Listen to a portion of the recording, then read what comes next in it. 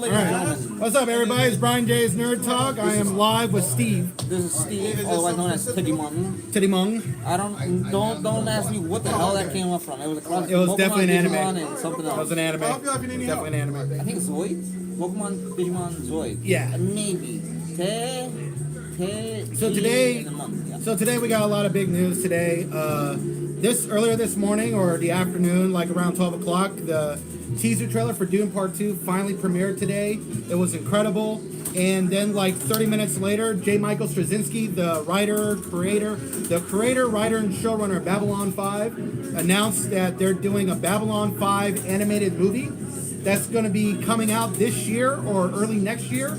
And so he announced that on Twitter. He brought back some of the original cast that's still alive to voice the characters for the movie. He wrote the script. He wrote the movie. It's his creation. So I just know the movie's going to be awesome because the guy's a genius, and I love Babylon 5. You know, when you said Babylon 5 in an animated movie, the first thing that came to my head was, is everyone still around? Yes, it was great. He's still, I was like, what? He's still alive. He's still writing. He's a great writer, and he's just an animated movie is perfect because I think the movie is going to be connected to the original series. So you probably have to watch every episode of every season to kind of get the gist of what's going on in the movie, maybe. Does he what's the royalties? Does he make royalties? Oh, he got all royalties from Babylon 5. I mean, he was the primary showrunner. He wrote 92 episodes of the 111 episodes. He wrote the scripts for all 6 or 7 movies, including this movie. Suck at writing. Including this movie. He wrote the script for this movie. So this has been his franchise. It's been his baby for over 30 years. And he was the only writer for season 3 and season 4. He wrote every episode of season 3 and season 4. Like, because Warner Brothers did not want to pay for a big writer's room. So he was like, screw it, I'll just be the only writer. I'll just be the only writer. Technically, Warner Brothers did right. Because it's because of that decision that the series became out to be such a success. Yeah. Now, if it were a modern day Babylon 5, oh my god, that'd be a terrible show. Well, J. Michael Straczynski's always been ahead of his time, and he was always woke and progressive. I mean, Sense8 was a fantastic series. I don't refer to it in that sense. I refer to it as with modern WGA writers, Hollywood writers that just write the same. Well, I mean, knowing the way things are, because there's so much content, they probably wouldn't hire the best in the business to work on the show. They'll just hire anybody that will just have like connections or some type of a graduate degree, and do not hire anybody. Probably has who's rich fresh parents. out of it. Probably has rich parents, but they're not. If their parents are rich, all the more reason to say. Yeah. I know. Probably a trust fund baby, baby, right? But J. Michael Straczynski was a great writer who was I think with the original Babylon 5 series, he was one of the few Democrats working on the series, but he was such an incredible writer. He made a great series that was appealing to everybody, but was still very progressive and very liberal, but it just had great writing and great characters. It was just so incredible. But because Warner Brothers did not want to pay for a big writer's room, he was like, screw it, I'll just be the only writer, because the average episode costs like $750,000 an episode. Mind you, back then, that is the equivalent of what Disney spends on one episode of anything. Well, the most expensive shows were Star Trek shows. The average Star Trek episode costs $3 to $5 million an episode. You know what's funny? $3 to $5 million, and when you say it today, it's like... It's nothing. That's nothing. It's really nothing. That's nothing. Then you look at today's Star Trek episode, and you're like, what?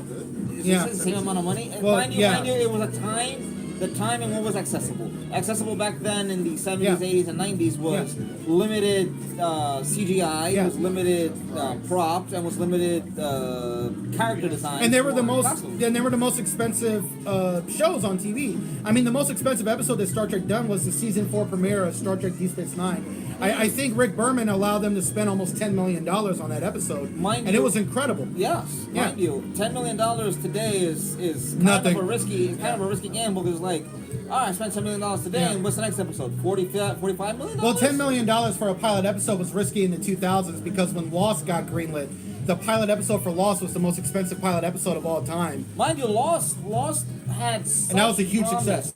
Lost had such promise. Yeah. The way that the series ended, a little bit, kind of foretold. I'm one of the few people that loved the series finale. I didn't love the last season, but I loved the last episode. That was my favorite part of the season. Mind you, it's still one of those series you'd want to go back to. You want to reminisce. You want to enjoy.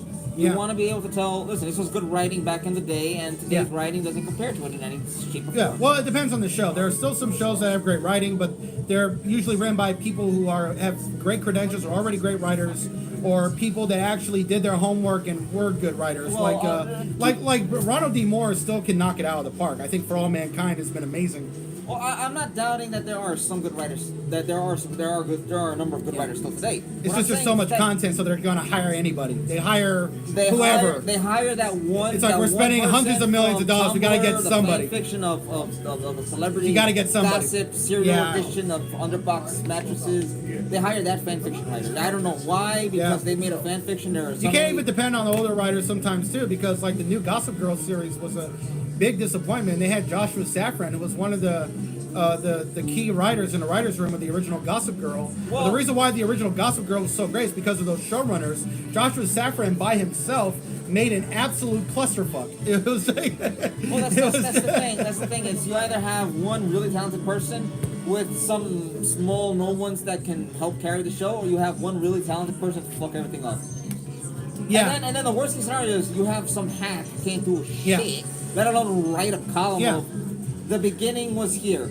As the first line of any script sentence, they can't do that, and they manage to somehow destroy an entire franchise. And I just want to let people good news, and we're going to get into the writer's strike in a couple of minutes. But we're also going to get into we got to talk about Dune first. We got to talk about Dune first. But I just want to let Babylon 5 fans know that the live action reimagined by J. Michael Straczynski for the CW can definitely get picked up for series at the CW if the writer's strike doesn't go on for too long. In fact, even if it goes on for a while, that series can still get picked up because Warner Brothers is all in on Babylon 5 because they're trying to go back into their IP to make money on their streaming or whatever. Well, and they have a fantastic assortment in their vaults that they can go to. Yeah, and they also know that J. Michael Straczynski can write every episode, so they know they don't have to spend a lot of money for different writers, and they know they can just pick the series up. He's going to write it out. He's got the story. He's got another Babylon 5 Bible.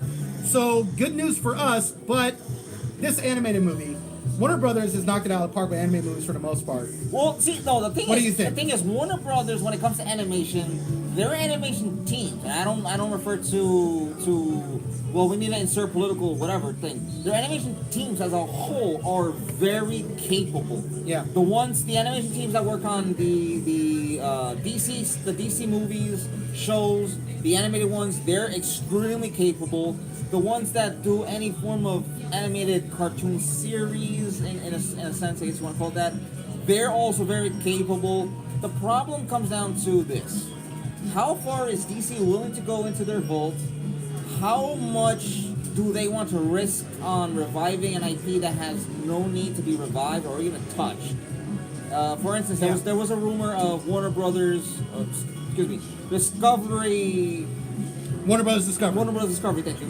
Yeah. Warner Brothers Discovery having a fascinated idea of rebooting Courage the Cowardly Dog. No. Johnny Depp. No. And I think to some extent was Cat Dog. Yeah, then I mean we'll see where all that goes, but with their DC animated and their series, they've done better than Marvel. See, Disney. When it comes to like the animated stuff with Marvel and Disney, until What If came out for Disney Plus, most of their animated stuff just wasn't that good. What If was probably the best thing they had done. Excuse me. Not counting at least in the last 8 years. Not counting their classic films. Not counting the Disney princesses, which are all based on lies. Well, Marvel's animation back in the '90s was great. I mean, Marvel back then, X-Men. But with the new showrunner, I have hopes that will be good because the new showrunner that complained about The Witcher's writer room. He said after his bad experience dealing with The Witcher for 2 seasons, he said for the X-Men series, he made sure that all the writers were fans of Marvel Comics and the animated series back in the 90s. Because his bad experience made him realize that we need fans working on this shit. See, this is the problem. This is why Marvel cinematics are doing a little bit poor now. Hit or miss. Why Star Wars films and TV shows are questionably entertaining. Even with having a great team, you might not have a great movie. Because Guardians of the Galaxy 3 looks like it might be the worst one. Yes. And that's kind of sad. I got my ticket. But it is engraved in the cinematic film culture of all history and lore. It's kind of like the movie version of movie maker, writers, and everything, the Bible. Their version of the gospel, excuse me, is a third film will always suck. I think also, with few exceptions, of course, but I think what whatever went on with Bob Chapek in the last 2 years, it's going to take a long time before Disney really starts getting their shit together, because the way he took away the creative's input on making the movies and shows and gave it to a bunch of people in suits that are only going by an algorithm, it really hurt the process. It really it hurt them badly, because you can't go by an algorithm, because an algorithm is just an artificial intelligence. It's not people. It doesn't gauge what an audience is really into. I will say this. To me, I just want to put that do not disturb on my phone, because apparently there's notifications popping up that I had not foreseen coming. No, but go ahead. The problem with Disney as a whole right now, when it comes to Star Wars especially, Season 3 of The Mandalorian was a huge clusterfuck. They should not have brought Grogu back. There's only 2 great episodes. It was like the last 2 episodes. I feel that... And I love episode 3, but that's it. There was like 3 episodes. I personally and strongly feel that Kathleen Kennedy needs to be removed. Yeah. Doesn't matter if she cries sexism or foul or well, it's not misogyny or well, I don't think it's not happening. I generally believe that Kathleen Kennedy does not have a vision for Star Wars. Cannot see the way Star Wars is supposed to go. And she wants to insert her own, well, I need to have my mark on this stuff. Well, I think it was especially worse under Bob Chapek, because under Bob Chapek, she couldn't get anything out the fucking door. And Bob Iger, when he was in charge, she got 5 Star Wars movies out and The Mandalorian out. I mean, the only problem was keeping directors. Directors were getting fired left and right. Well, there's speaking of directors being fired left and right, I forgot his name. There's a gentleman who was hired to work on Star Wars Episode 7. David Lindelof. Her firing him was the best thing she did.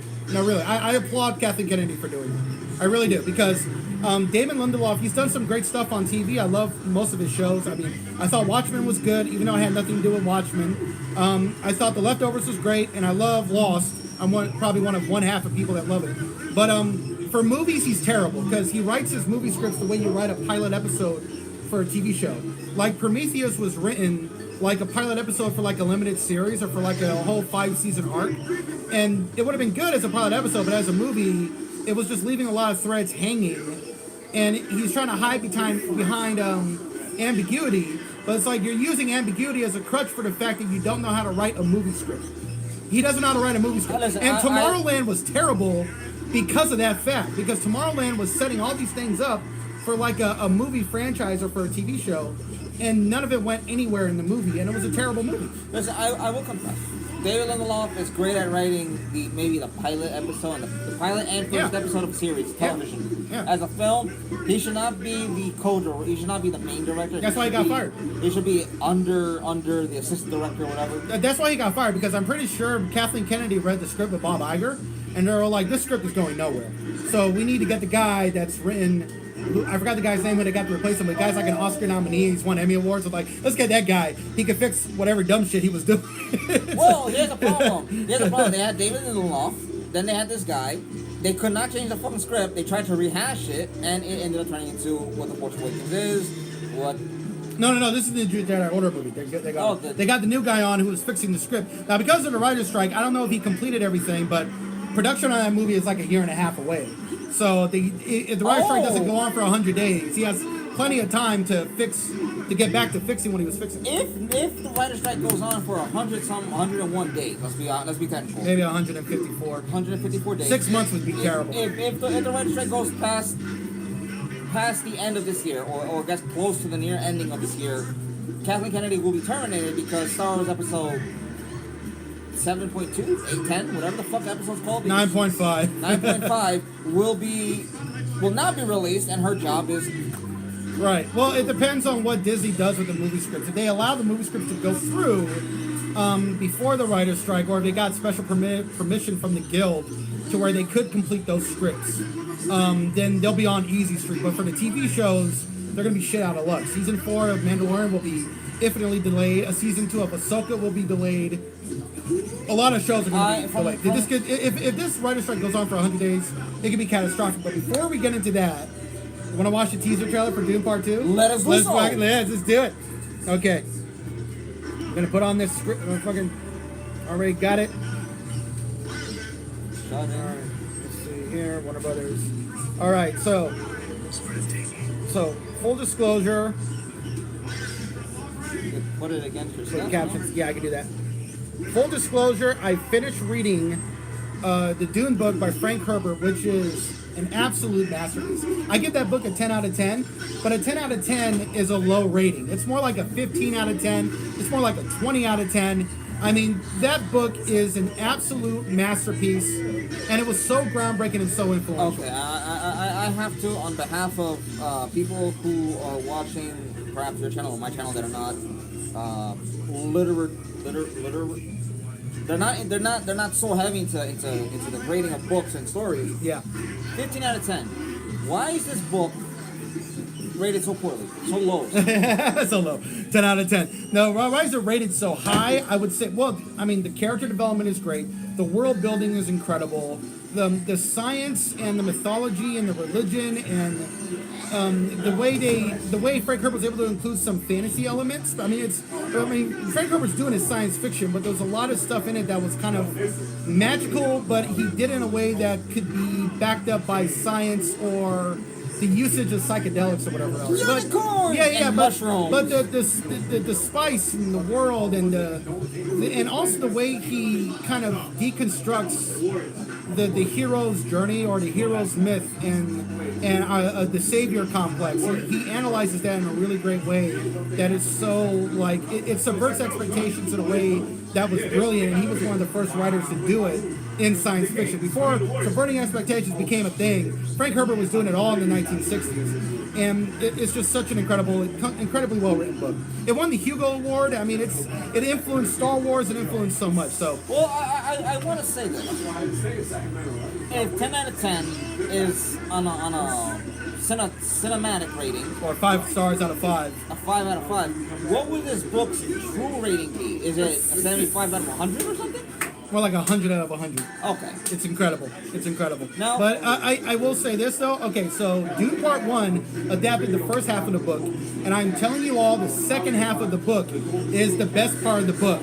And Dune Part 2 is adapting that book, and Denis Villeneuve is a humongous fan of the book. And his adaptation of Dune Part 1, the first half of the book, was so great because he was faithful to the book, and he kept the maturity and the intelligence of the book, but made it appeal to a big audience with the way he adapted it. And it was so brilliant. And with Dune Part 2, it looks great. So let's watch this teaser trailer. It's a 2-minute trailer, and here we go. Trailer! Behold! Onward!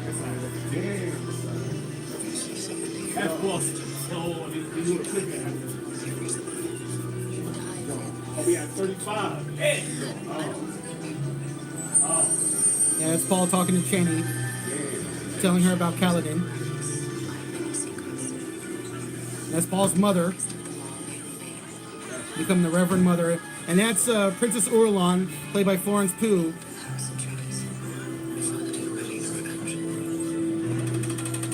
Paul and Lady Jessica, his mother.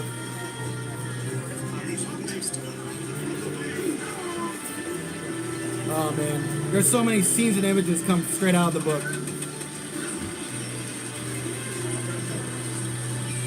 Water of Life scene. Oh man, and we got Austin Butler playing Fade Harkonnen. He's calling the worm. Oh man. And a lot of this is CGI, but it's very practical effects too.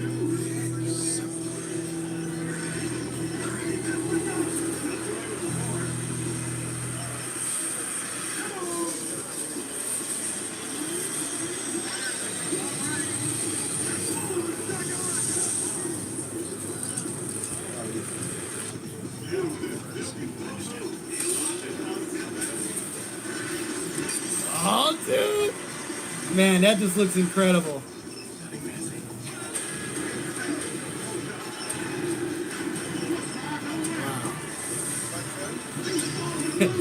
And Javier Bardem, who plays a Stilgar, he's having like a religious experience seeing that.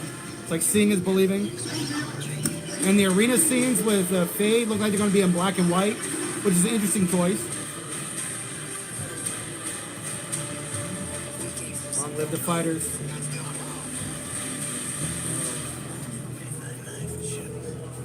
Yes. Oh man. That's just. And I finished reading the book on Monday, and I'm looking at this teaser trailer.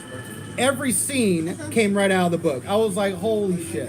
I'm gonna be very honest. The fact that they have the second part of the book in the works to be turned into film is quite exciting, because yes, there are many elements that are emerging from the book. However, the choice of what they're doing effect-wise is also really appealing. Oh, it's great. Visually, it's just so unique. And I feel like this movie could be a big hit because it's coming out at a time when people are starting to feel superhero fatigue. People are kind of getting tired of Marvel. They're getting tired of superhero movies. And so now we got science fiction movies and westerns and all these other type of genres that have a lot more room and space to be a huge success. I want to say I don't believe it's superhero fatigue. I don't want to say it is fatigue. I want to say the acknowledgement is that the superhero genre with a large number of the movies are getting weaker characters, too. The movies are getting weaker. The political undertone and messaging is coming off a little too way too aggressively. Yeah, and you know me, I'm a leftist, I'm a liberal, but this is just preaching to the choir. I want to say this something. is super preachy. I want to say something. This man here, this individual, if anyone's going to try to get stupid with here, this individual here is a leftist who has the viewpoints of what many may consider, well, it's just the left arm. And I'm telling you, it's badly executed. I'm the one who's telling you this. It's like, it's so preachy. It's so, like, woke in the worst kind of way, where they're putting the politically messaging over the story and the characters first. And what made J. Michael Straczynski so great was that he put the characters and the story first and then put a lot of his beliefs into the characters and everything else. But that's what makes his shows so passionate, so great. What's made Sense8 so great. And what's going on with Marvel Phase 4 and a lot of the other shows and movies, and even the CW as a network towards the second half of the 2010s, where every show felt like it was preaching to the choir. It's like there's a way to execute it and there's a way that's not. Think about this. When you have too many cooks in the kitchen making a damn pie, that's not a pie. I don't even know what the freak that is. I can't even think of an appropriate. And the Dune book is very progressive. Frank Herbert was also very progressive, but what made his book so great was that he was questioning and criticizing people in authority. And he made Dune and Dune Messiah and Children of Dune and God Emperor of Dune as well. It's like a warning to people to not idolize your heroes too much, to always question your leaders, no matter whether you agree with them politically or not. Always question people that are in positions of power.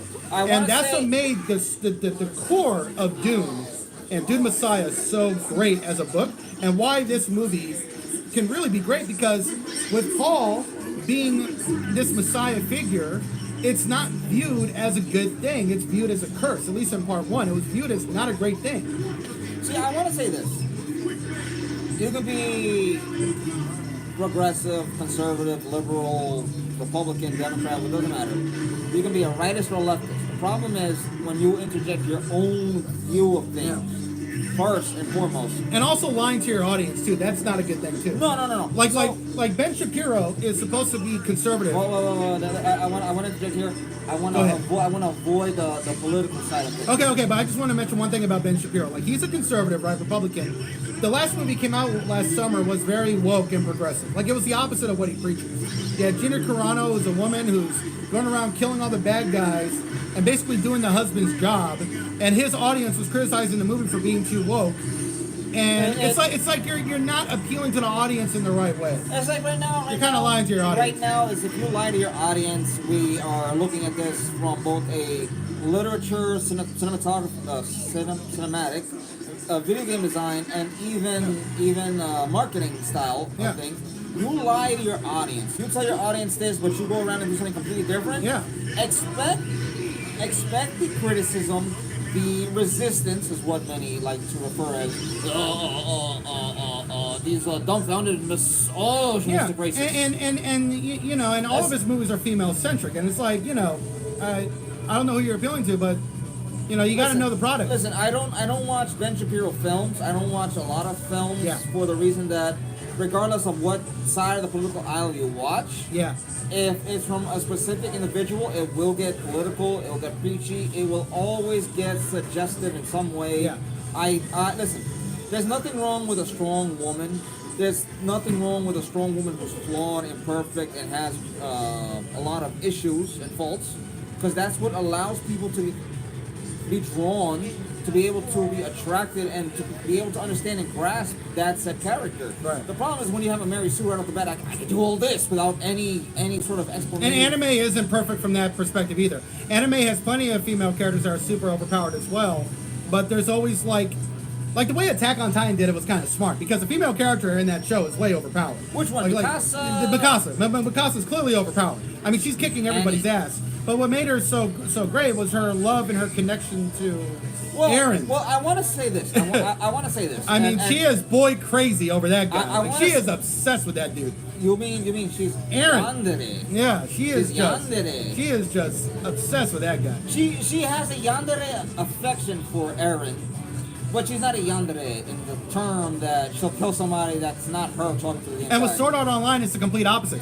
The main character is a man. He's super competent in everything. He kicks everybody's ass, and all the women are in love with him. All the women. You know, any woman that meets him is in love with him. Since they made, I think the movie was Sword Art Online Progressive something. I like that movie. The second movie was where good. Basically they got rid of the harem and they just focused on Asuna. I'm like, yeah, you should have done Yeah, this from the I start. like that. I like that they should have changed done the this from the focus. start. There was no Yeah. reason to have all the other girls fall in love with a guy that's gonna reject them anyway. But before we move on to our next topic, I just wanted to say what makes Dune the book, especially Dune Part 2, so fascinating, so interesting, is that Jessica, the Bene Gesserit are the only group of people, the only group of women who could change the sex of their child when the child is conceived. And she chose to have a son because the Duke wanted a son, and she loved the Duke so much she gave him a son, which completely contradicted and screwed up everything in the Bene Gesserit's plans, because the Bene Gesserit wanted her to have a daughter so that the daughter can marry Fade, who is the nephew of the Baron Harkonnen. And the Harkonnen Fade was genetically engineered by the Bene Gesserit, and they wanted Fade to marry Lady Jessica's daughter, so that child that they conceived would be the Kwisatz Haderach, would be the Lisa Karib, who would be the Messiah for the Fremen and for Arrakis. But Jessica completely screwed that up. She had a son named Paul Atreides, who ends up being the Kwisatz Haderach, and so now he and Fade are two opposing forces designed for the same purpose, who cannot exist together. They cannot coexist at all. And her screwing that up because of her love for the Duke changed the Bene Gesserit's entire plan of what they wanted to do. I want to say this. And it was an incredible, and that's what I loved about Dune, was that this was the first science fiction book where the female character was technically the main character, it was Lady Jessica, because her choices influenced the entire story. It changed everything. It changed the Bene Gesserit. It changed the entire course of history. And it was all a woman's decision, which in science fiction literature in the 1960s was unheard of. Like, that never happened. I want to say this, because I can only go to Star Wars for such references. You are never able to predict the future to that extent. Even the Sith nor the Jedi were capable of doing such a thing. The only ones capable of doing that, and I will need to have some time to recall their name, was a race. This is in the expanded universe because it's from the Star Wars The Old Republic. I believe they are mentioned in the Knights of the Old Republic. But it's a race that has trained themselves to be able to have the ability to look through the Force, though they're not Force sensitive. Yeah. And the Jedis were, when George Lucas created Star Wars, he loved Frank Herbert's Dune, and he was influenced by Dune, Messiah, and Children of Dune when he made the Star Wars, the first 6 movies. And the Jedis were very much influenced by the Bene Gesserit as an organization. Yes. But the Bene Gesserit, they can predict the future, but not everything happens exactly the way they predicted it. And Lady Jessica choosing to have a son completely shocked them. And Lady Jessica, I hope this gets explored in Dune Part 2, but in the book, it's discovered that Lady Jessica is the daughter of Baron Harkonnen. And Baron Harkonnen is not into women, but I don't know how he was able to conceive a child with a Benny Gesserit. Maybe he did like a donation or something, or sperm or DNA. I don't know what it was. You know, but let's not speculate. Well, I'm not going to speculate. But the Baron had a child, a daughter that he had no idea who it was, and the Benny Gesserit, the woman, gave birth to Lady Jessica. Lady Jessica ended up marrying or being the concubine to the Duke, and gave the Duke the son. So Paul Atreides is the grandson of Baron Harkonnen, and Fade is the nephew of the Baron Harkonnen. So you basically have Baron Harkonnen bloodlines, and in Paul's case, Atreides bloodline, fighting for the future of the galaxy, for the future of Arrakis, Dune, for the future of the Fremen. I mean, it's just one of the most in-depth, complex, multi-layered stories ever written. In a way, it sounds like Riddick was inspired by this. Yeah, Riddick too. Riddick, a lot of stories. A lot of stories. That's the thing. Dune has inspired so many good and great works,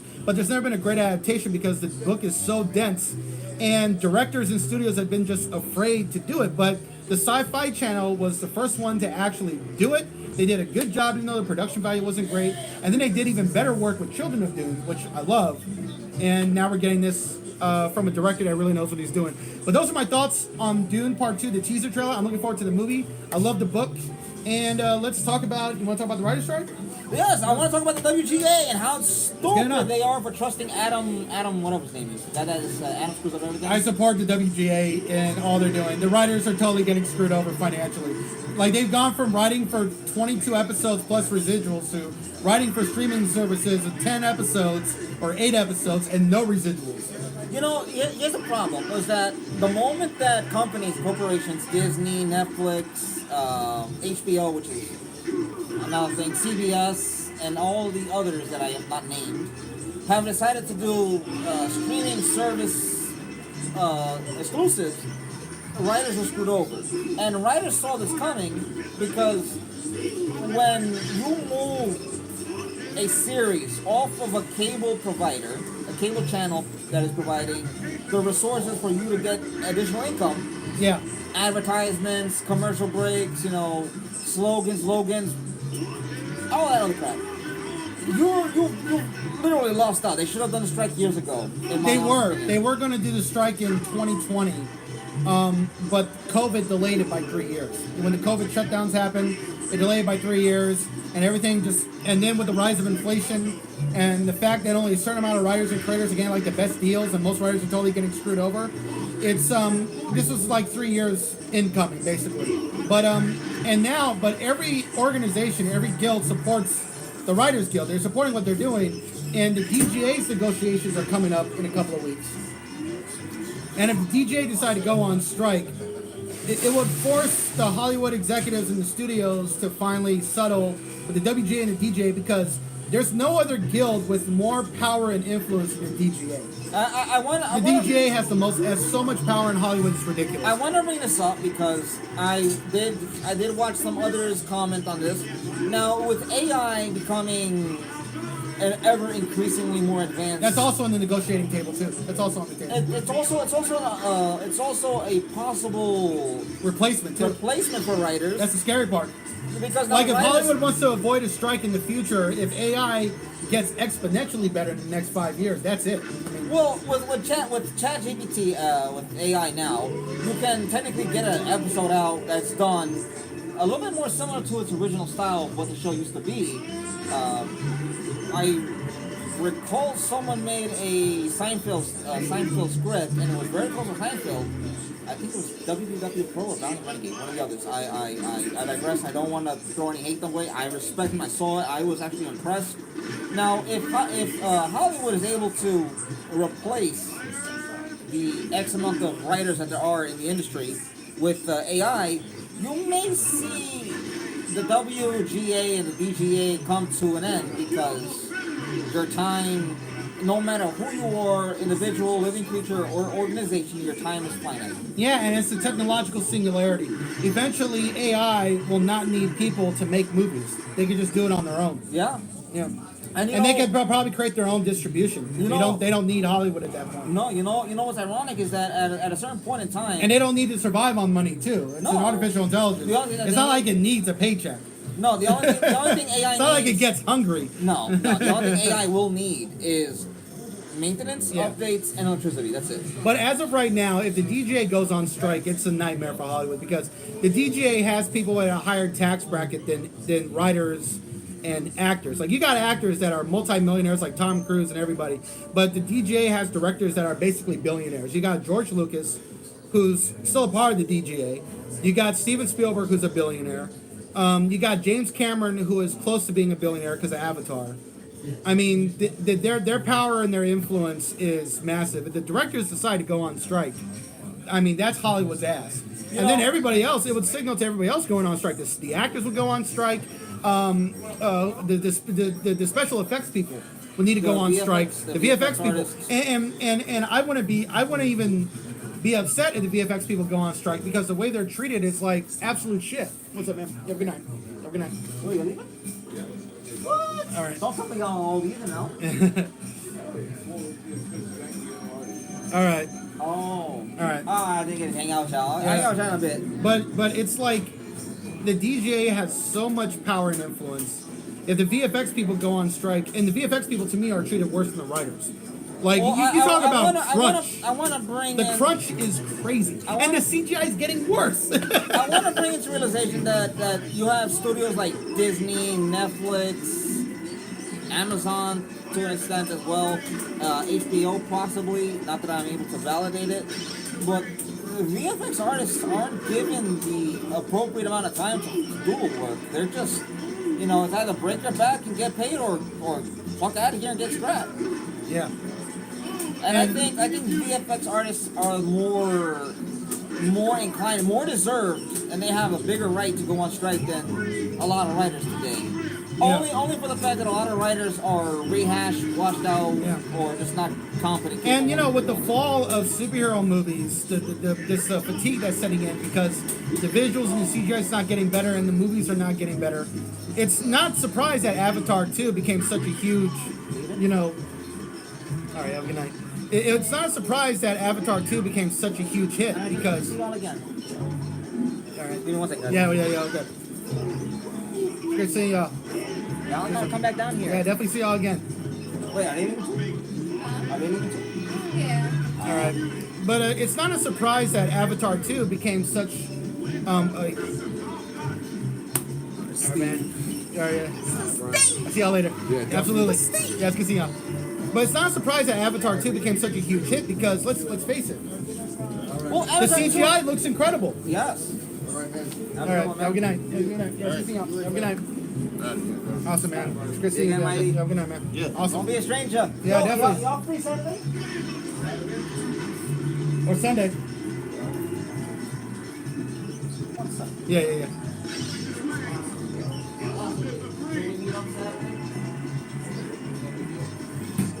I'm good Sunday. Yeah. Guys, I'm good Sunday. Yeah, and if you guys want to hang out Sunday, let me know.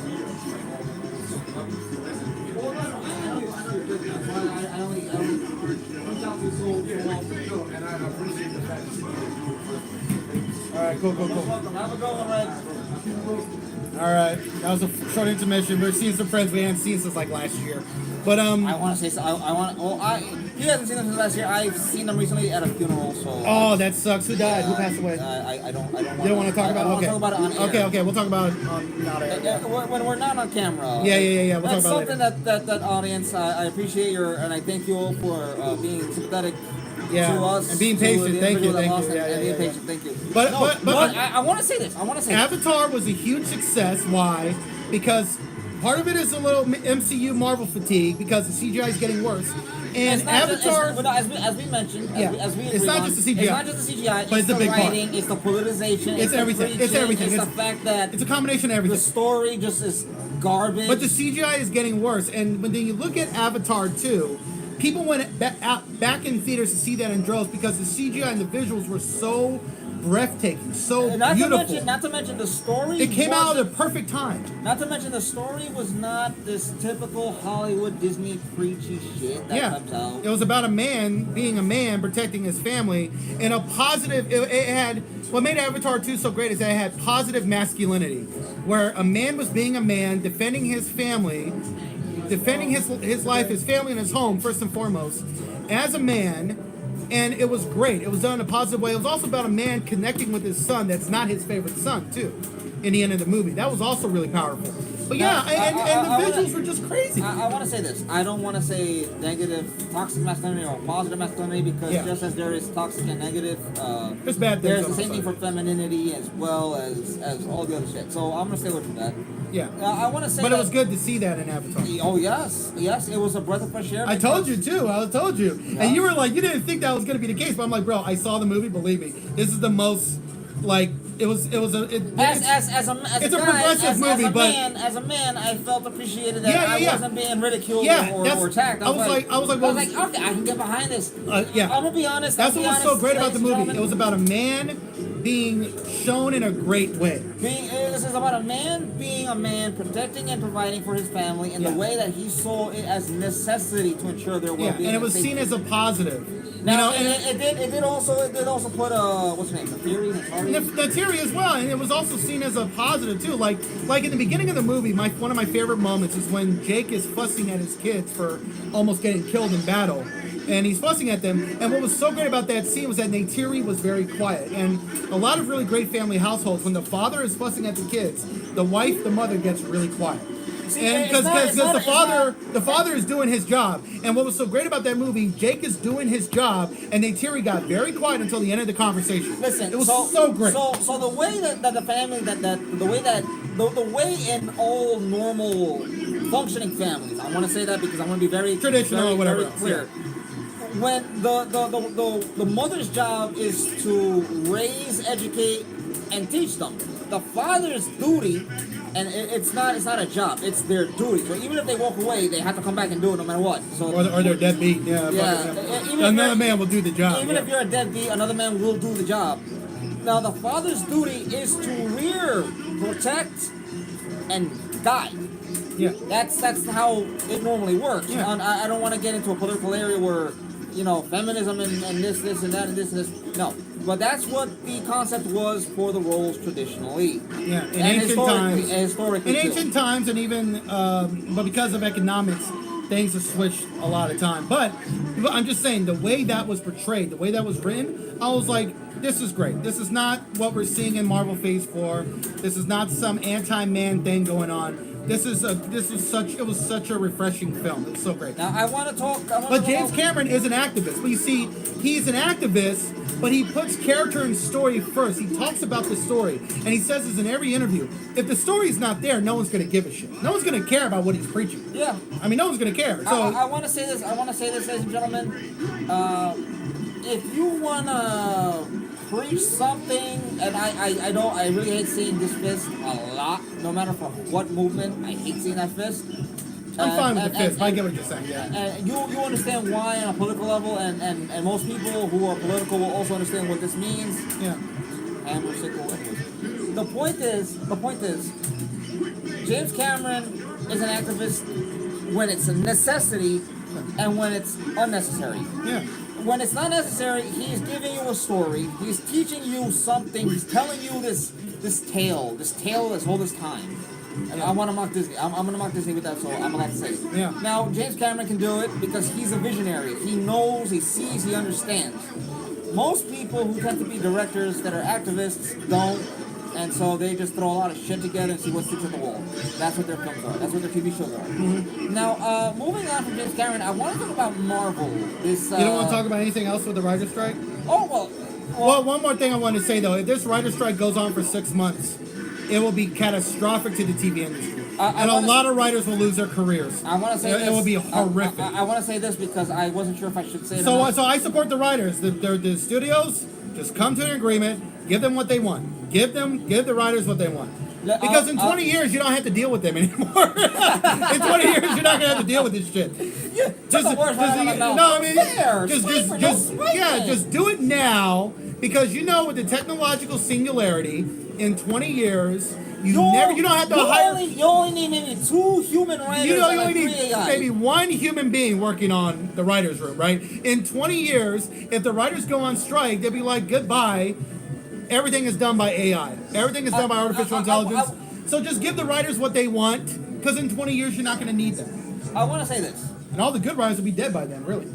So you wouldn't even need the writers by then, because all the good writers will be gone. All the great writers are going to be dead. Some crap high school fan fiction writers. It's not surprising that my favorite movies are made by people whose careers started in the 70s and the 80s, like James Cameron, Ronald D. Moore. I'll be right back. Okay. Pause for a second.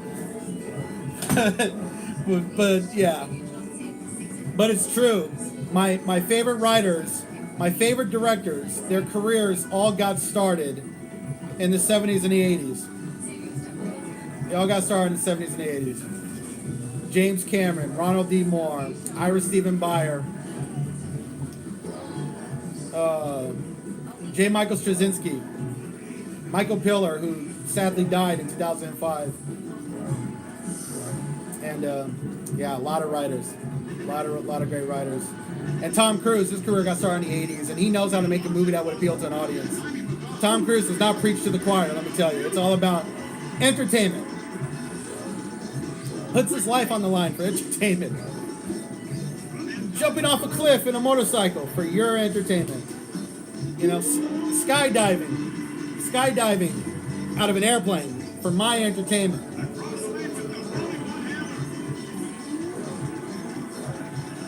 Crazy. And now he's going to try and go into outer space to film scenes in the space station for my entertainment.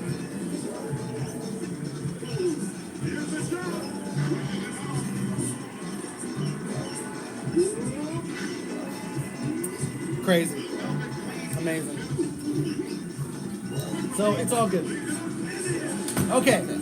My apologies, I had to go do a quick errand. All right. Now, I want to mention this. Because AI is an upcoming developing tool, Hollywood the writers may be facing a double-edged sword. Yeah, in 20 years. Well, this is prediction for the 2040s. I want to say now because at some point they may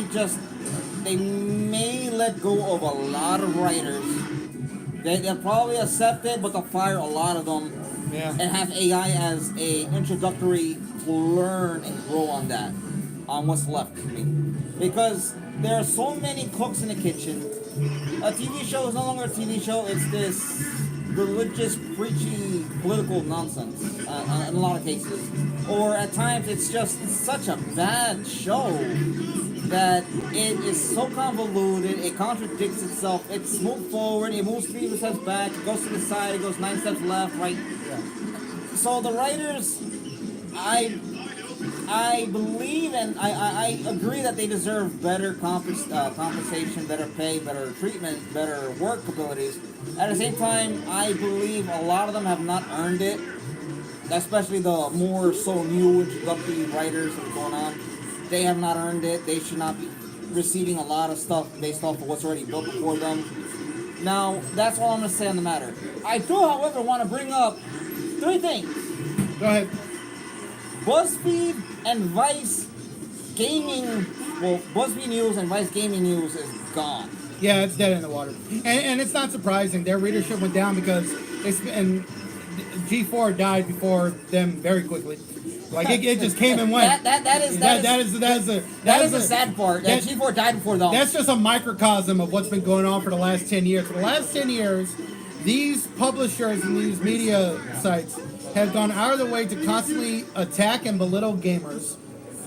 Some of it's justified because a lot of gamers can be assholes, and a lot of them troll online and say terrible, nasty comments. But that's not the majority of gamers. But the media people want to take those assholes on Twitter and YouTube and Xbox Live and say that's the majority of gamers. That's the majority. That's the gamer's mindset when that's not the majority of us. So they're just attacking gamer after attacking gamer, and now they're out of a job. Well, to be fair, they're out of a job. To be fair, BuzzFeed was throwing out a bunch of nonsense They were throwing a lot of shit against the wall to see what's stuck, and they lost everybody because they attacked everybody which way they came.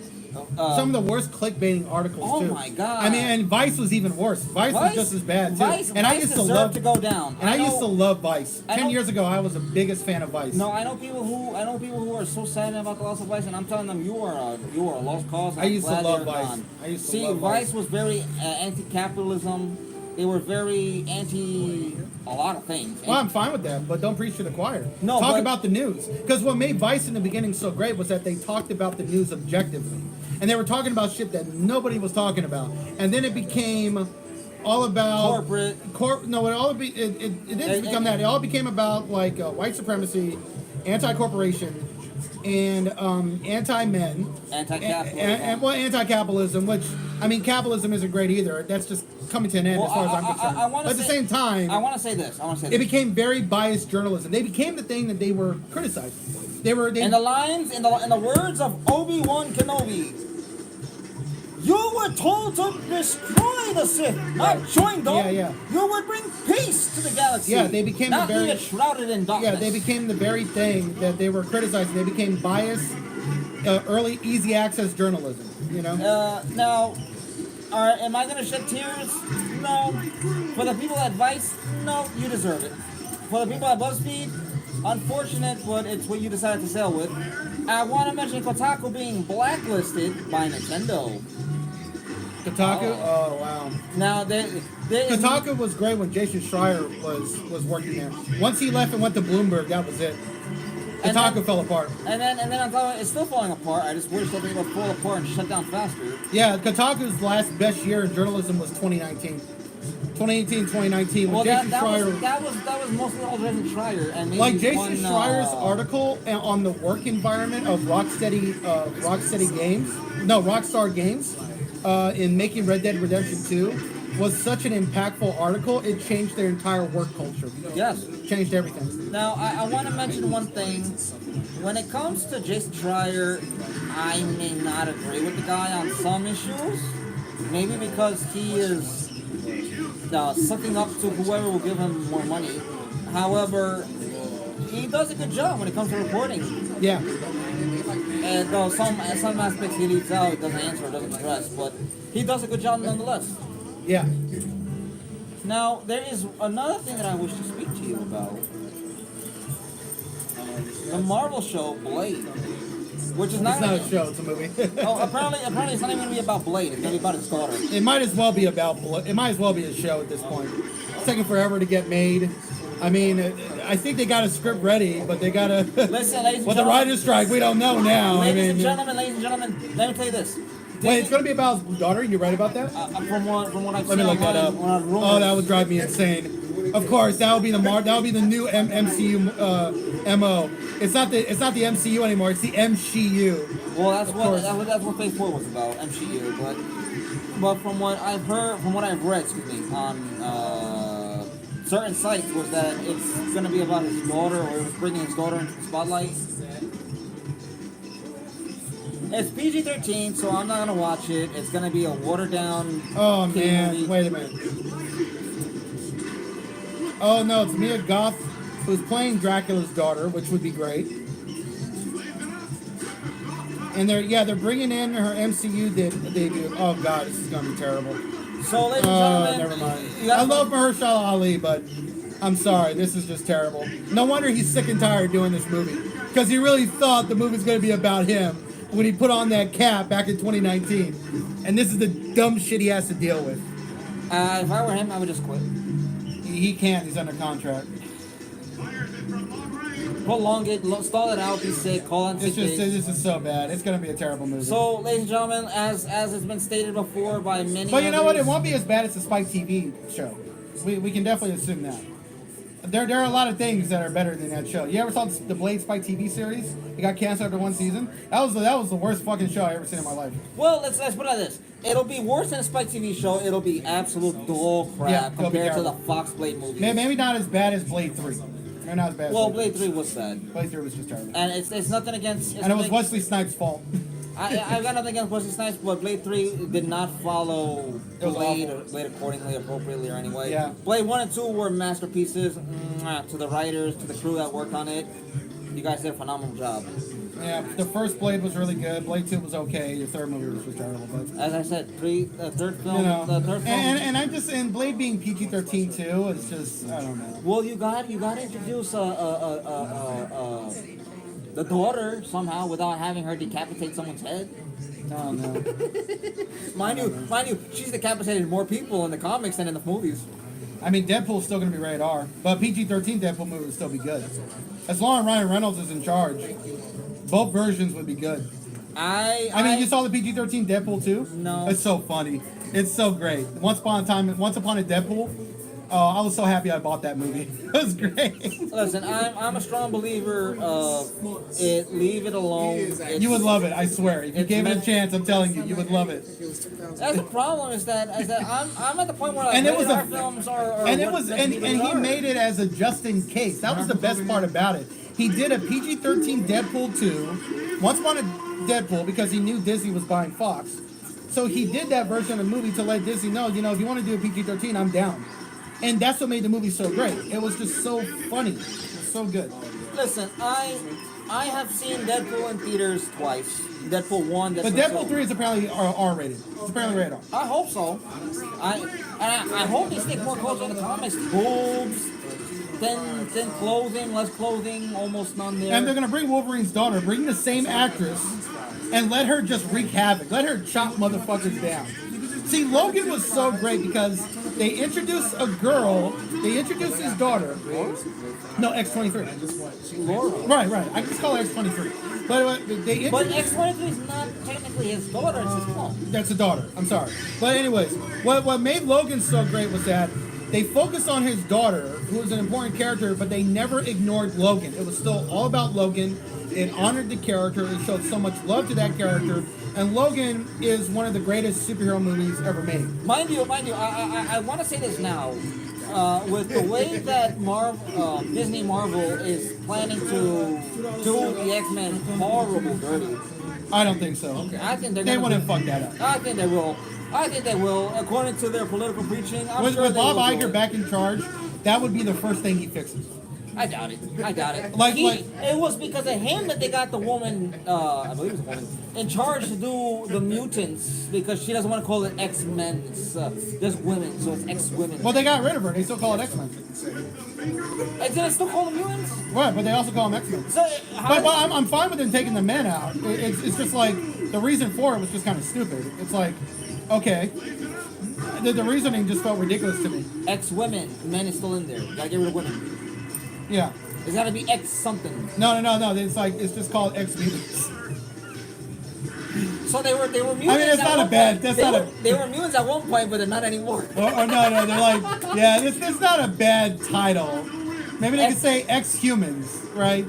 See, that sounds a worse title. That's really That's way That's a worse. Bollywood film. That's a Bollywood film. Disney made a Bollywood film with multi-million billion dollars. Oh, gosh. It shouldn't make any money. It It's should the make a worst. couple $100,000. It's a Bollywood film. It's the worst. But, you know, it's, I definitely think, yeah, Bob Iger could fix that. And the Fantastic Four with Mila Kunis playing the Thing, I don't think that's true. That was so ridiculous, it couldn't be true. Listen, if in the case If it turns out to be true, I'm just going to laugh my ass. I'm going to be like, you know what? The Fantastic Four movie is cursed. It will never be a good movie. No matter who's in charge, it's never going to be good. No, I'm gonna say this. The first Fantastic Four movie Fox made Was okay. was spot on accurate. It was okay. It wasn't good. It wasn't terrible. It wasn't good. It wasn't great. It The wasn't second bad, movie it was wasn't awful. horrible. The second movie was The awful. second film, I don't know why. That was the worst sequel. I don't know why they even decided to make Galactus Cloud. I remember 2007 was like a bad year for superhero movies because Spider-Man 3 was fucking terrible. And so Fantastic Four 2 came out like a month later, and that was awful too. Like, superhero movies were dog shit that year. Now, again... Oh, and Ghost Rider came out that year too, the first one. Oh. That was an awful, awful movie. Listen... I was riding the bus all throughout Harlem telling everybody how bad that movie was. Listen... I was just preaching. I was like, don't see this fucking movie, it's shit. Listen, when it comes to rated R Marvel characters, Disney just wants to go with a handheld. It's okay, baby. I'll cover your eyes when it gets violent. It doesn't even matter the rating. The movie has to be good. I mean, it's. Listen, if you're gonna use any rated R characters, make it rated R. Yeah. Stick to what they're good at. Don't make it PG-13. But it doesn't have to be rated R for it to be dark and grueling. It just has to be a well done movie. Like look at The Dark Knight. The Dark Knight was a really, really violent, disturbing movie, and it was PG-13. But I mean, most people wouldn't even realize that until you saw the rating. Like if you saw the movie, you would assume it was rated R. I mean, it was one of the most violent, most intense movies ever made. I want to say this. The Dark Knight was able to get away with it because Nolan is a real visionary. Christopher Nolan is a visionary. 2, Batman doesn't use guns. But he also what makes Christopher Nolan great, and this is why it doesn't matter the rating with superhero movies. If you understand tone and atmosphere, you know how to create an intense, engaging tone and atmosphere. It doesn't matter what the rating. People are going to be captivated by it, and the film can be taken very, very seriously. Mind you, I want to say this: a lot of Disney films, a lot of Marvel films lack that ability. A lot of Marvel shows lack that ability. Star Wars shows lack that ability. Most Alfred Hitchcock movies are not rated R. Most of them are PG. No, I know. But would you know it? Would you think about it? No, his movies are scary. Some of his movies were terrifying. Mind you, if you ever, and I recommend you, ladies and gentlemen, watch the interview with Alfred Hitchcock, where he speaks about his visionary practice. He talks about atmosphere. And he talks tone. about the atmosphere, tone, how to create vision, intensity. the intensity, the direction, the setting, everything. Alfred Hitchcock was a visionary ahead of his time, who created the true suspense genre. Yeah. I don't mean suspense, I mean the true suspense genre. He revolutionized cinema. But yeah, I mean that's what you got to do. But and Star Wars, George Lucas created, revisionized, was a founder that changed the industry. He and Steven Spielberg, they created the big summer blockbusters. They created the blockbuster. And they made a blockbuster what it was because they created characters for people to love. Not every movie they did was great, but they revolutionized cinema as well. But speaking of Star Wars, I'm really excited for Ahsoka now because I just found out that Dave Filoni wrote every single script. He wrote all the episodes. So now my hype level has went from here to now it's way up there. Dave Filoni wrote every single episode. So I want to mention one thing. I'm binge watching Rebels right now. I'm watching the important stuff. I'm gonna say this right now. I did not like Ezra at all. I did not like the fact that Kanan was portrayed as Master Ram Koda, in the sense that Ezra was Galen Marek. Yeah, I loved it. I loved Ezra. Like it because I love Kanan. Ezra was more so of indecisive individual, whereas Galen until Marek, season 3 and 4. until later, and Galen Because that Marek, was the thing. He was an indecisive teenage boy who was annoying, and then he goes through training, he goes through hardship, and then he gets like, okay, this is what we gotta do. This is how we do it. No wavering. No wavering. I did not like Sabine in the sense that she was a Mando. She got better too. With a very questionable color of armor that made no combative. Oh, you don't like the sense. graffiti tattoo armor? I really did not. I really did not. Come on, she's a teenager. She's allowed to be creative. Oh, I'm not saying she can't. I'm just And I saying, find it just funny. like I find it funny how Ahsoka takes place like 12 years after the events of Star Wars Rebels, and Sabine has longer hair with the same hair coloring. And I'm like, how is she gonna wrap up that hair when she goes to battle? Is she just gonna keep it like that? What happens if she puts on the helmet? Is she gonna wrap up the hair? No. How what's her hair? Shoulder length? In the Star Wars Rebels, it was short. All the hair was short. Yeah. It was because of her helmet. But now it's long and wavy. So is she gonna wrap up and braid the hair Not before necessarily. going into battle, Not and then necessarily. put on the helmet? No, What is she gonna do with her hair? No, it's also when it comes to women with long hair, there are in the expanding universe with Disney Plus Legends, which is canon technically by account of It hasn't been said by words yet, but it's been shown. It was shown. In Rebels, when Palpatine's with the mirror, Ezra saves Ahsoka, flees into the mirror. Well, he flees into the mirror, saves Ahsoka and whatnot. But because of that, it creates a multi-dimensional level for Star Wars. So everything that existed prior to Disney is canon. It's just canon and continuity 1 or 2 or It's a different universe. It's a different universe, but it exists. With better written books than the sequel trilogy. Yes. like Vector Prime alone. You know, Vector Prime alone is better than all three of those movies.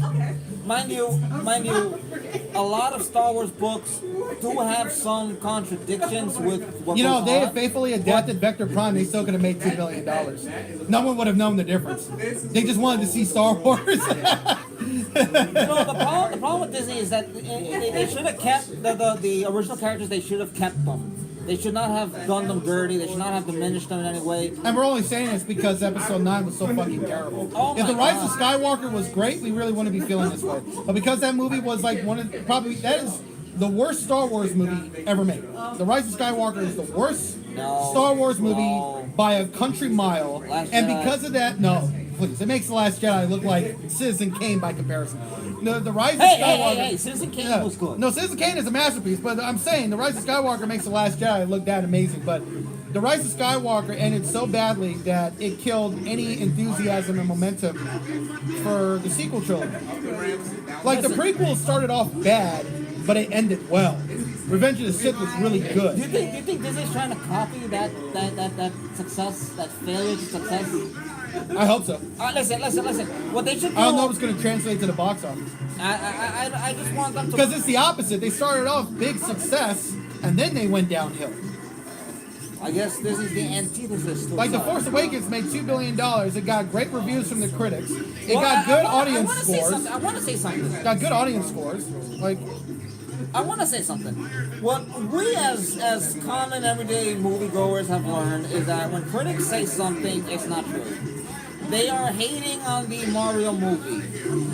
I don't blame them. I saw the movie. It did not need Western politics in it. Well, no, the Mario movie was good, but the narrative and the character development is completely rushed. Like the first, the world building that should have had more time and focus, they basically sped run through all that shit to get to the action and to get to the references. And then one of the coolest moments in the movie happened out of stupid fucking reasons, where Mario is trying to plan. Let's put a warning Well, here. spoiler alert for everybody. Thank Okay, you. so spoiler alert. Mario is planning with Peaches how to get to his brother, Princess Peach. Peach? Yeah, Princess Princess Peach. Not Peaches. It's not Peaches. Mario is planning and strategizing with her on how to save his brother Luigi, right? And so they don't know how to strategize or don't know what to plan, and they were like, wait a minute, we have the best plan. Let's use Mario Karts. And then comes all the carts, and they're just driving on a freaking rainbow. Now, I'm sitting there watching the movie, and I'm just busting out laughing at how stupid it was, but people are enjoying it. And this is how the movie is so successful, is that it does a good job at appealing to the lowest common denominator. It appeals to stupid people, and that's why it works, because it's mostly appealing to kids and families. Who the fuck is going to tell the difference? Who's going to tell the difference? The film was made and marketed towards kids, children, the youngest demographic, and then the parents, and then adults. And that was have all in the grown up theater. and played with, Mario. I was the only person there without a kid. Every adult that was there brought like 5 kids. In IMAX. In IMAX, by the way. That's not cheap. Mind you. That's an expensive Mind film. you, Nintendo has profited from this film. It's made $1 billion, and I understand why. But it is not a great movie. Is it a good video game adaptation? Yeah, but it was a movie that was made to the lowest common denominator, and it was a huge successful one. I would argue that you can make a kids movie that appeals to the lowest common denominator, but also remains smart and intelligent, like Disney animated movies, like Frozen, like Wreck-It Ralph. Even Big Hero 6 was smarter than that movie. It's like, hey, whatever. It made $1 billion. It's okay. I want to say Nintendo really pulled through and showed the West. You don't need to make a fantastically awesome film. You just make a good film. No, you just need to make an entertaining movie that will appeal to everybody, and it can be woke enough to where it's not alienating. Because Peach does a lot of shit in the movie that she doesn't do in the game. Like, Peach is doing martial arts. She's doing matrix moves. She's kicking everybody's ass. She's like super competent. Nobody fucking cares. It made $1 billion. I mean, nobody cares. I don't know. Kids why don't care either. I don't know why there are critics saying that Peach should have been more blah blah blah. I'm like, You never played the game. you've never played the game, have you? She doesn't do anything in the game. She doesn't do anything other than get her ass kidnapped. Yeah. To be fair, I mean, she's a force to be reckoned with, which is why Bowser brings like every army from everywhere to take her on. At the same time, the movie, she is a very active princess. She is a proactive princess. Mind you, this is how you write a strong, modern, independent female character who can kick everybody's ass without being a Mary Sue. I thought you were untied. Why are you drinking soda? I'm drinking water too. But That she's does not make any difference. You have more sugar inside of your body than you have water. Here's the thing. Peaches is technically a Mary Sue in the movie. But because it's an entertaining movie and She's still flawed. and it's she's actually a nice character and she's still feminine but pretty badass. It doesn't get the type of criticism that on YouTube by YouTubers that it probably would have in almost any other situation.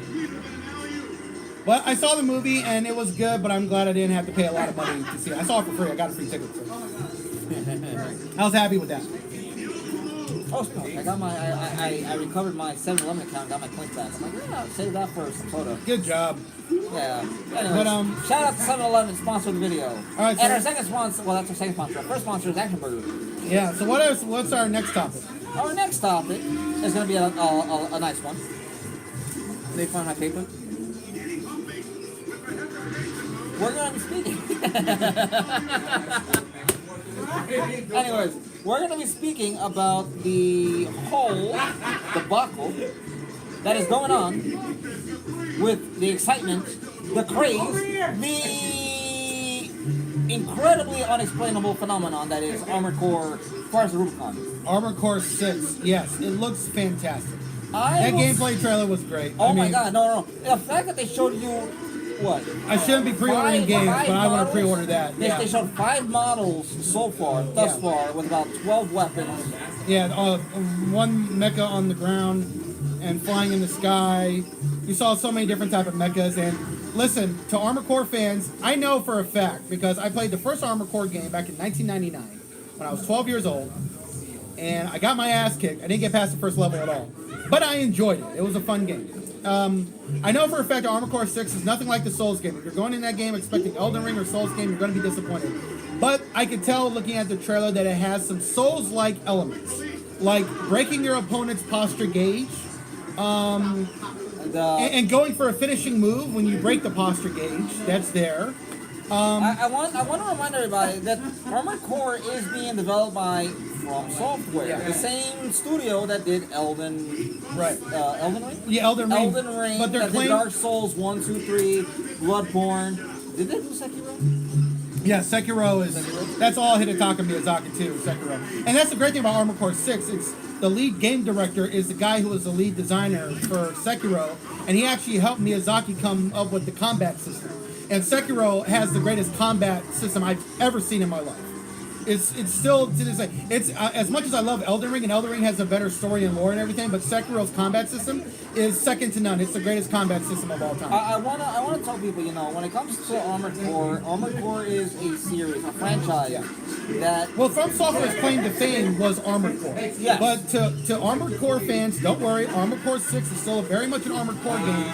But a lot of what From Software has learned with the genre that they created, which is Souls and Souls-like, Souls-born genres, that they basically created since 2009, they are going to take some of those elements, not all of them. They're going to take some of those elements and put it in Armored Core 6, and I can already see it. So I want to say this. One of those elements that we can only surmise. Well, aside from the counter gauge system, where you can do a finishing move after a parry or successful counter. Yeah. That's one. What may also be into it is your timed evades, which is in every Armored Core game, but it might be more so further on a mechanic because of the success of the Soul series, and implementing that into an Armored Core game. Yeah. So if you time at the perfect moment, you'll be able to punish your opponent. Yeah. I would surmise it's one And another it's, feature. and it's also not going to be an RPG game. It's not going to have RPG elements either because it's Think of it's it- going to be it's basically a runner shooter type of mecha game. Think of it like this, You're going it's- around shooting and killing, and you're upgrading your mecha with parts and new stuff that you're acquiring during the game. So think about this. It's just your generic, what's it mean? Not generic. It is your typical arcade-style Armored Core game. Yeah, it's going to be like Gundam, but the Gundam game that From Software made back in 2010, which is the toughest Gundam game I've ever played in my life. I didn't even know who From Software was. I was like, why is this game so tough? But looking back on it, I know. I will confess, I may have not been attentive to Gundam games. That was a really good game. It was really difficult. It was a tough game, but Armored Core 6 could be something like that. But Armored Core 6 is really its own thing because you are customizing and building your mecha based on parts that you are getting and acquiring. So think of this. It's Gundam. So it's not a level up system. It's like Sekiro. You know, in Sekiro, you can level up, but Sekiro, you're just buying parts for your arm and acquiring abilities with your arm. Listen, I want to go back to Armored Core 4 trailer, and that is the mech I'm gonna build. Yeah, I think that mech's going to be there too in Armored Core 6. I plan to build that their core because of two reasons: the speed and the firepower that bad boy has. And this is a perfect segue because if Armored Core 6 comes out mostly working, if it's a great game with great reviews and it mostly works on launch, From Software could win Game of the Year 2 years in a row because look at what's going on in gaming. It's AAA gaming is in chaos. We have so many broken launches, especially on PC. It is speaking of freaking PC, crazy. Star Wars. Jedi Survivor broken. Forspoken broken. What's that game? Last of Us Part 1 broken. Terrible launch on PC. The worst launch. The Last of Us. No. Redfall is a disaster. It is the worst game that Arcane has ever Is made. that the game? Last of Us? Well, The Last of Us Part 1. It Last came of out on Us Part PC. 1. It was It terrible. is Terrible. broken. Horrible launch. And Redfall is even worse. Redfall is Arcane's worst game. It is a first party AAA release for Microsoft exclusive, and the game is so bad. I have now changed my position. I really do not want Microsoft to acquire Blizzard, Activision Blizzard. I really don't want this to happen because Microsoft is so incompetent. Phil Spencer is so incompetent. It's such a clusterfuck in Microsoft Game Studios that I think the UK's done everybody a favor in blocking the merger because of cloud gaming because Microsoft just can't get their shit together. I mean, if Starfield comes out broken, which I know it will, I can't wait to play it. I'm gonna live stream that game. Mind you, he said And it's gonna be crashing. broken. He's gonna play it. He's gonna play Yeah. it broken. Yeah, He's yeah. gonna complain about how it's a terrible game. You know why? Because it's on Game Pass, which is one of the best things about it. I was playing Redfall last night for like an hour. It was the worst shit. It was just awful. But Starfield, I'm gonna download it, pre-download it. I'm gonna play it, and it's gonna be broken on launch. And I'm gonna live stream it. I'm gonna play it, and you're gonna see all the crashes. I'm gonna try and crash through the map. I want to see if I can get into like the white spots in space. You know, if I'm flying in outer space, see if I can get to like the area you're not supposed to be in. Yeah, I want to see that, and we're gonna see T-poses and everything. It's gonna be hilarious. But bro, Microsoft should not get Activision Blizzard for the sheer fucking incompetence of Phil Spencer. And if Starfield comes out broken, Phil Spencer, no, not Phil Spencer. Maybe Phil Spencer needs to step down. But the guy who's in charge of all the studios, what's his name? Booty? His last name is Booty. Patrick. Something Booty. Something His Booty. last name is Booty, which is hilarious. He needs to get fired because the way he's been running these studios has just been a clusterfuck after a clusterfuck after a clusterfuck. Listen, I'm gonna be honest. I'm not a fanboy. I have a PlayStation. I have an Xbox. I have a Nintendo. I have a PC, though I can't play high-res PC games, despite the fact that I want to get a brand new part for PC and get a ultra gaming rig. But that's its own problem. And this is no excuse because Microsoft is a $2 trillion company. You shouldn't be so behind the 8 ball with Sony. They're so behind the 8 ball.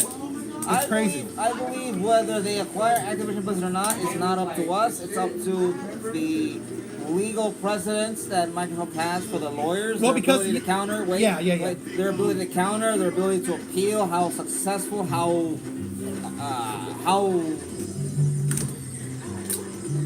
they're able to prove themselves worthy of such a deal. That's what I'm gonna leave it to. I'm gonna leave it to the experts. I'm not gonna comment on it because I could care less. Well, gaming today. If Sony shuts down today, and if Microsoft shuts down today, gaming. If Microsoft Gaming shuts down today, Sony Gaming shuts down tomorrow, and Nintendo is still Nintendo. In the end, the only people that lose are the ones that are freaking white knighting for these companies. Yeah, I don't understand the mentality of Sony and Microsoft fanboys, but I love both systems. I got games from both systems, but I will say Sony, their games come out mostly working, at least on the PlayStation 5 and the PS4. They work, they look great, they look beautiful, and they come out almost on time. You rarely get a big delay, and they come out great. Like The Last of Us Part 1 on PS5 is so beautiful. I mean, the water effects are crazy. The water just is scary realistic. I want to say something. Regarding God of War Ragnarok has one of the greatest openings I've ever seen for a game. I want to say something. In regards to the current fact that Sony has to provide documents for business practices and so on, other things, operations and such, as well as their exclusivity contracts and deals that they have made. Well, the UK blocked the merge until 2024. It's still going to go through. It's just not going to go through this year. Listen. What I'm saying is that it may be a possibility, and I'm not against Microsoft. I'm not in favor for Sony or Microsoft. Maybe Nintendo, because Nintendo is committed to what they do, and they actually do what they say they're gonna do. Gonna say this right now. It may be possible that Microsoft is trying to take a look at how Sony does things so that they can correct in Japan, we'll see how far that goes. Well, one thing I will say though, when the UK blocked the merger, they blocked it on the grounds that they should have started with like 6 months ago, because beforehand they were blocking it because Microsoft was cornering the market and getting rid of competition in console, which was just not true, because consoles are consoles and they can make deals on that. Now they blocked the merger based on cloud gaming. Now they have a real good argument, because when Stadia finally shut down, Microsoft became the majority owner of cloud gaming. Well, they control. No. I want to say this. The thing with Stadia, is that it's a Google product, and what has Google made when it comes to their products? Their products are garbage. Right, but ironically, with Google Stadia shutting down, that argument where they're not the only ones involved in cloud gaming is now gone. So when Google Stadia shut down back in January or February, Xbox and Xbox Cloud Gaming became almost the 90%. They're in control of 90% of cloud gaming now. So when the UK did the block the merger based on the cloud gaming argument, I'm like, okay, fine, you finally have an argument. It's not gonna stop the inevitable. Okay, if we're all just, I think your talent saying it's time. Yeah. But I think when in 20 years or 15 years, when we're all basically doing cloud gaming, if Microsoft is a majority owner of that and there's no competition in a capitalist free market society, in 20 years it could be a problem. So them blocking it based on that could stop that potential problem of Microsoft controlling everything like some cyberpunk big corporate, where if you want to do anything cloud gaming, you gotta kiss the ring of the biggest corporation in the world. And I want to say this one more time. So we'll see. I'm no expert. It was a good argument. I'm no expert. I'm not going to claim to say I know something when I don't, because I don't. My mother did not. Well, I read the argument. It made sense. This is the first time. The argument made sense. It was the first time when they made sense. It was the first. It's probably the only argument or the only statement. It's the one they should have started off with. CMA made. It's the one they should have started off with. Because everything else, it was them parroting Sony's lines, and at this point, well, it was hypocritical because Sony was doing the same thing on console that they said Microsoft would do. Sony was already doing it, so that wasn't going to go anywhere. But the cloud gaming, now they got a case, because let's face it, Sony and cloud gaming, they're not even close to what Microsoft has. Microsoft has everything. Well, I want to say 90%. I want to say that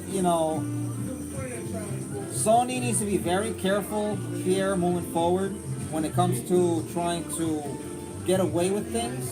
And right now they're trying to acquire another studio, so I don't see why the CMA and the FTC don't stop them there. But yeah, I think when this finally goes through in a year, I think Microsoft is going to try and acquire another big fish like this again, because this is too much hassle.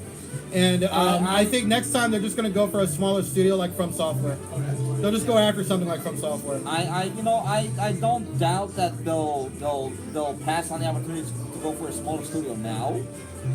I think right now what they're trying to do is they're trying to have the biggest matter resolved before they do anything else, such as paywall the fuck out of Sony, which would be fucking hilarious. And what's also killing Microsoft is Game Pass, because the game sales for the games are all in the shitter. Because why would, and that's going to make other smaller studios not want to be acquired by Microsoft, because From Software really does love the fact that they just sold 20 million copies in a year with Elden Ring. And they want to keep those sales going for their studio, and they want to keep making money. Not just Miyazaki wanting to make money, but people working under him want to make money if a game blows past all sales expectations like that again. And if they're under Microsoft and their game is already on Game Pass, no one's going to buy it, and the sales are going to be shit. So that's also now a big problem for Microsoft. I think what Microsoft needs to do right now, and from what I recall out of some portion of the argument, was that by acquiring Activision Blizzard and their IPs, the price of Game Pass will go up. And I'm not sure what their business practice is when it comes to Game Pass and the studios. I don't know if they put out a payment for X amount of time and then pay them for having that time or whatnot, or if they pay them for sales. Well, rumors are circulating that Microsoft is very upset with the Xbox division of Microsoft, because it's like, we're not making much of a profit, these games are getting delayed, and the studios are all in chaos because a guy whose last name is Booty can't get his shit together. Ironic that his shit can't get together, That's but his so last funny. name's Booty. That was such a funny last name too. It's so great. Of course. I don't want to. Of course, the guy whose last name is Booty is totally incompetent. Of course. I don't want Why to. not? I don't want to make fun of the guy, but I will say this: It's too funny. if Microsoft does not remedy the issue that is under their leadership with Matt Booty, Phil Spencer, Matt Booty. Also, you remember the first name, okay? it's Matt Booty. it wasn't Matt Booty. It's got to be Matt Booty. Let me look it up. Look it up. You got the fucking phone. Microsoft. I'm just going to type in Microsoft plus Booty. Does that even come up with anything? Let's take a look Yeah, here. let's see. It's going to come up with his name. Plus Booty. Yes. Matt Booty. Matt Yeah. Booty! Hey! So I do know his name. Oh Okay. my God, this guy is gonna get fired. If Starfield comes out broken, he is gone, bro. He and Phil Spencer have got to go. You got to get someone who's gonna crack the whip. And Perfect Dark is in development hell. And where is Fable? Fable is like, we saw one cinematic trailer and it just disappeared. Well, Matt Booty did state that the studio he stated the studio making Fable said they'll show and share when they have stuff to show and share. Yeah, it's So like, I'm under the impression that either they have a partial build up and running that's working, they have maybe all the writing done, and they're trying to do the design. it's not coming out until 2027. I don't know. It might be another Cyberpunk. But Who you know knows? what's funny? You know what's funny though? I feel like Matt Booty's hands-off approach with game studios has led to all this chaos, because he does a hands-off approach, and it's not working. Like Redfall is another example of this is a worse launch than Halo Infinite, because at least the first 2 months of Halo Infinite, it was well received. The multiplayer was good. The gameplay was good. The main campaign, the story was good. It got good reviews. It got a good response. But the chaos happened after the first 3 months, where you weren't getting any new content. There were no real maps. No, not a whole lot of game modes. And it wasn't going anywhere. So this is worse. I want to say this. You know, if Matt Booty is not given a stern lecture to be more hands-on, if Phil Spencer is not told get this shit together, then regardless, even if Microsoft does acquire Activision Blizzard King, it wouldn't make a difference, because their development, Why? the development would be atrocious. Who is this going to benefit? And who does this benefit? It'll in just the end? benefit their Game Pass, but Call of Duty games are already broken. Call of Duty Modern Warfare 2 is nowhere near as good as Call of Duty Modern Warfare 2 from 2009. It has less game modes. It has arguably less maps. And the gameplay is designed where any freaking noob could get good at the game. That's what annoys the hell out of me. You don't need any skill to get 5 to 10 or 20 kills in the game, because all you have to do is stand in one place and listen to people's footsteps. The footsteps are so loud, like you can hear everybody in the map. It's like anybody could get a kill. I literally stood in one spot and got 6 kills in a row because I'm listening to people's footsteps. It's just like hitting their steps super loud. It's like, you know, I don't know what is going on. I don't know if this was intentional by Infinity Ward, And if so, they should probably get new game designers in a position. Yeah, and they didn't need to do that. That's the thing. Like, Call of Duty has sold hundreds of millions of copies. I understand that the first Modern Warfare from 4 years ago sold 50 million copies, and Modern Warfare 2 is going to sell like 60 million copies. The sales are through the fucking roof. But you don't need to appeal to fucking noobs and scrubs to have huge game sales. Like, any scrub could do well on Call of Duty Modern Warfare 2. Even me, like, before I played Modern Warfare 2, I hadn't really played a Call of Duty game in like 10 years. I was playing it, and within 3 hours, I was getting better. I was getting better and better and better and better. It's like, I didn't require any hard work at all. No skill whatsoever. I just kept playing and playing until things started working in my favor. And it's like, why? That's what it is. But I believe that should be the end of it for us here, because we are definitely I think past my the iPad hour. is dying. I don't know. But His tablet's dying, and my phone is already giving me the little flits of low battery. So, ladies and gentlemen, I thank you. I thank you for joining us for this conversation. Yes. I will be uploading this video much after my reactionary vid is uploaded for Armored Core Fires of Rubicon. yeah, this whole video will be up tonight.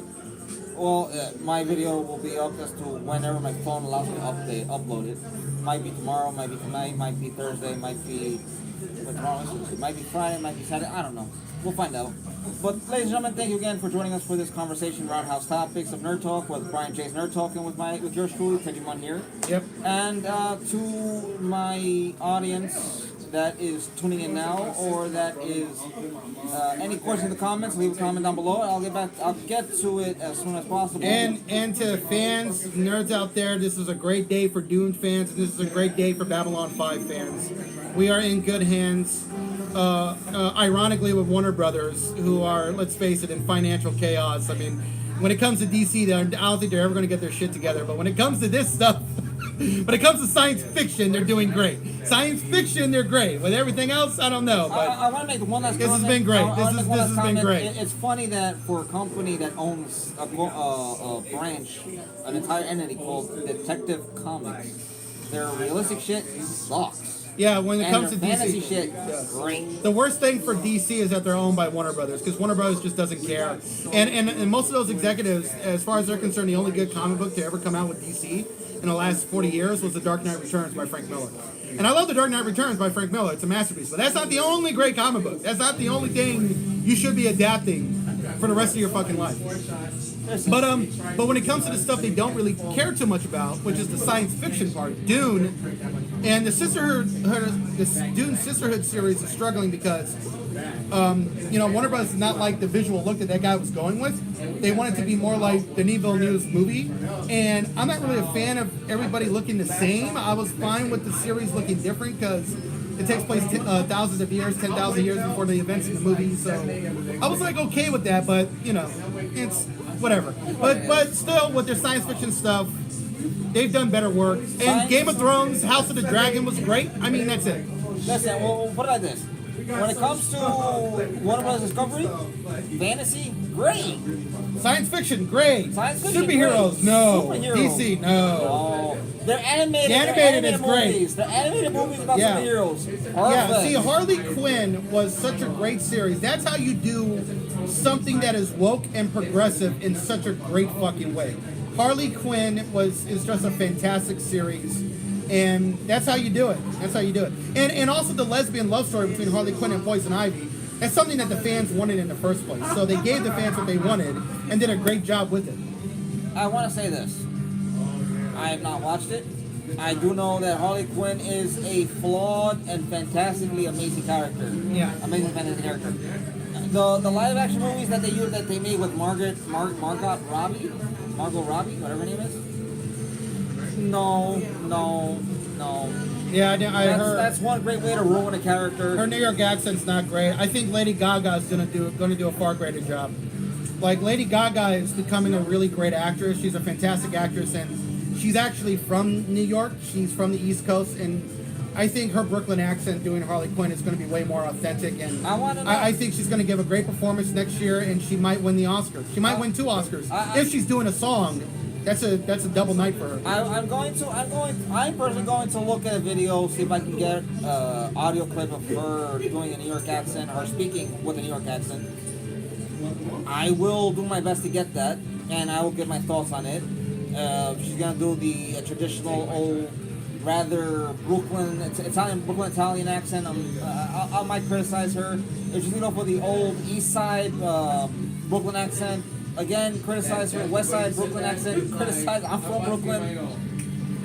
So the thought that she's got a New York accent, I want to know if it's gonna be Brooklyn, Queens, Bronx, Manhattan, Staten Island. What does she have? She's from Lady Gaga. I forgot what borough she's from. I think it's from Brooklyn or Queens. I'm gonna look that up. But she is a New York girl.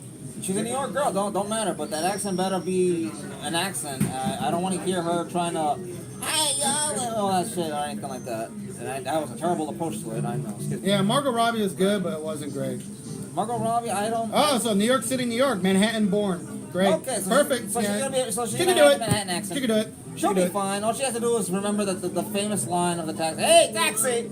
I All think she has to remember. she probably would have to watch The Sopranos a million times because she was in The Sopranos for like one scene. I'm pretty sure she could do it. But yeah, I think if the Joker sequel is as good as the first movie, if not better, she can win 1 or 2 Oscars. Especially if she's doing a song with Joaquin Phoenix. They could both win Oscars for song too. So it's going to be great. But let's finish this up. All right, ladies and gentlemen. Again, this is Tegimon here. Yeah. This is horribly angled. This is Brian J's Nerd Talk, and looking forward to the future. And we'll do a video next Wednesday. Next Wednesday. Next Absolutely. Wednesday, yes. If I may have free time, so I may do a solo upload. I've been doing co-uploads with Brian J here. Now, look forward to any video from Brian J. You can find him at Brian J's Nerd Talk. You can find me at Tegimon here. That's Tejimun. For anybody wondering how the hell you say that, Tegimon. Anyways, thank you, ladies and gentlemen. Have a good night. Have a good night.